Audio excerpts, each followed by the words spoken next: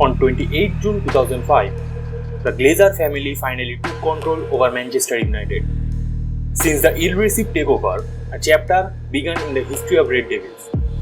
The chapter saw a lot of massive protests. The American Glazer family since they took over this club 16 years ago. But this is no small minority. Here they are in their thousands. The demands for fan ownership in English football are still on the table, and the epicenter is in Old Trafford, the home of Manchester United. Glazer owned Manchester United. The mismanagement and, of course, the ill-received takeover seeded the start of the protests.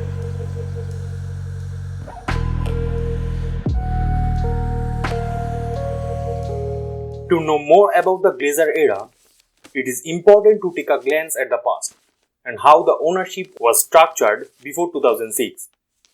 Newton Heath Lancashire and Yorkshire Railway, or simply LYR, was United's name during its heydays and left the LYR suffix at around 1892 by selling the stakes to local supporters for £1 each. The club faced its first bankruptcy in 1902, and the £2,670 debt was cleared by the acquisition of the club by 4 local businessmen, including John Henry Davies. The death of club chairman Davies on October 1927 was followed by the second and to this day the last bankruptcy of Manchester United. Manchester localite James Gibson invested £2,000 and saved the club. Louis Edwards, a friend of Matt Busby, acquired 54% of the stocks, and eventually Gibson's shares came into the hands of Louis in around 1978. In 1991, Man U got listed on London Stock Exchange and raised £6.7 million. In 1998, Sky owner and minor stakeholder of United, Rupert Murdoch, attempts a hostile takeover with his £623 million bid, and that formed Shareholders United against Murdoch Group.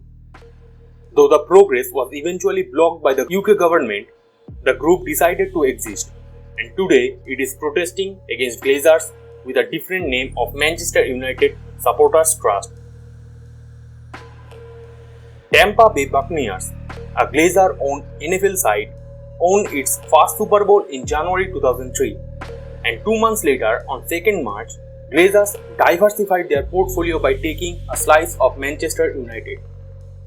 They spent £9 million on a 2.9% stake through their holding company Red Football. On 26 September of the same year, the American family increased their share to 3.17%.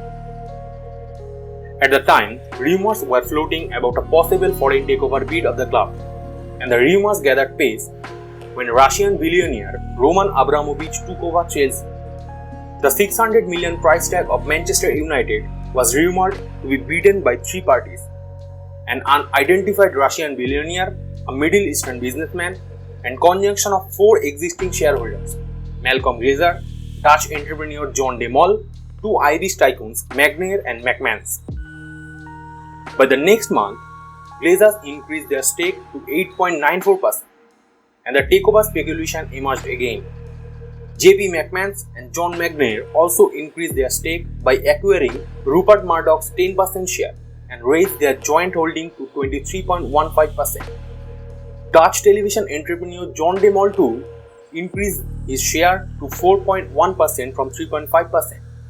Celtic owner, also a minor shareholder of United, Harry Dobson, an Irish businessman, Dermot Desmond, also was in the news.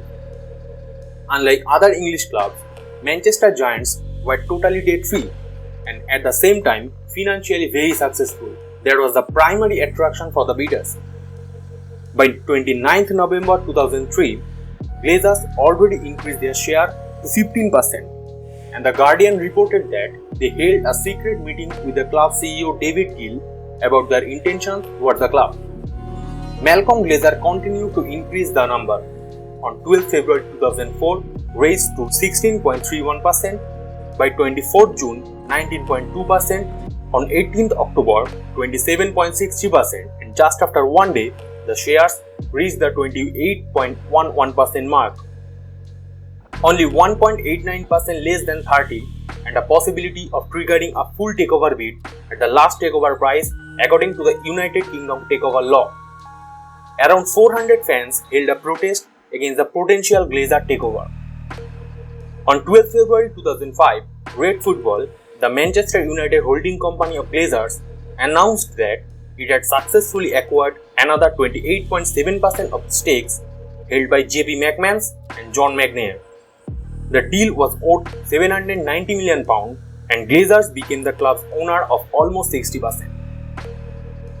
On 16 May 2005, BBC reported that 3 days ago, the acquisition of Harry Dobson and some other shares took Glazer ownership to 74.81%. They were just a brick away from 3/4 right, and on 16th May, they reached that mark. Now they didn't have to rely on others' opinion to delist the club from London Stock Exchange, and on June 22nd, they did that too. Though by then they had already acquired more than 97%. So after clinching the 75.7% mark, they put forward a formal takeover bid valued at £790 million, though it got rejected. By the end of May, the stakes gradually increased to 76.2%, and after a rapid increase, it reached 97.3% on 4th June 2005. Only 0.3% more acquisition will lead to the squeeze out of the remaining minor shareholders by compulsory sale to majors. And that happened on 28th June when Red Football released a statement about reaching 98% holding and the squeeze out. Glazers finally became the sole owner of the club. The very next day, they were visiting Old Trafford and faced a massive protest. Glazers had even declared quote-unquote the enemy. Bobby Charlton issued a public apology to the owners, but that wasn't enough for the fans. The disapproval from the supporters began to rise to such a level that even a new club named FC United of Manchester formed, and it competes in the Northern Premier League Premier Division now. Not just the takeover and mismanagements, but also a heavy debt of Glazers secured against Manchester United are the primary reasons behind the protests. The tragic thing is that Manchester United was debt-free since 1931. These debts, because of the loans taken by Glazers, were the finances used in the takeover process of Manchester United. But the underlying reason is the mess caused by Glazer management. Glazers have taken a lot of money out of the club. To be specific, £1.1 billion, including interest payments, loan repayments, director's fee, management consultancy fee, and dividends. In fact, they are currently the only EPL owners to take dividends from the club. If we include £465 million share sales, the number will reach nearly £1.6 billion. The £1.1 billion is 16% of Man U's £6.8 billion expenditure since 2005, even bigger than the £1 billion net spent on players. Simply put, no owner of EPL has taken out as much money as the Glazers from the club. The money could have been spent to improve the squad or infrastructure. In terms of infrastructure expenditure, the management has only spent £118 million, a big behind a handful of clubs including City, Liverpool, Arsenal and Spurs, though a new stadium and training ground is on Spurs' bill, but even behind Brighton's £181 million. If the player purchase is on the table, the figure goes nearly the £1.3 billion mark, only behind City and Chelsea. This is the figure shown by Pro Glazers, but this figure is almost entirely funded by the club itself. Manchester United's £297 million owner financing is not that much compared to others. In fact, it is behind Man City, Chelsea, Villa, Everton, Brighton and Leicester. Other than that, according to the majority of opinions, all the recruitments are ill-received and uncontrolled big money transfers. For example, United signed Harry Maguire in August 2019 from Leicester with a transfer fee of £78.30 million, which made him the world's most expensive defender. Leicester channelized the money to build a world-class training facility.